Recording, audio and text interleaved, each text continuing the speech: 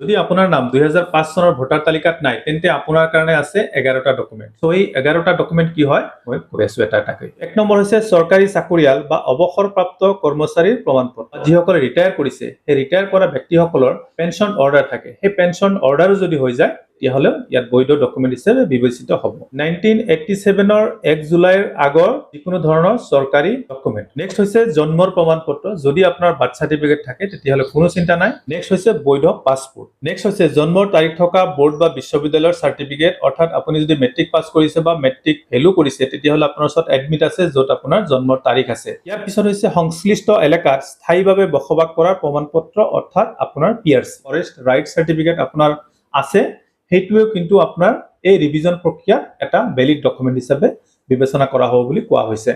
তাৰপিছত হ'ল ৰাজ্য চৰকাৰ বা স্থানীয় প্ৰশাসনে প্ৰস্তুত কৰা পাৰিবাৰিক ৰেজিষ্টাৰ, ৰেচন কাৰ্ডো এটা ভেলিড ডকুমেণ্ট হিচাপে বিবেচনা কৰা হ'ব। তাৰপিছত হ'ব চৰকাৰে প্ৰদান কৰা মাটিৰ দলিল বা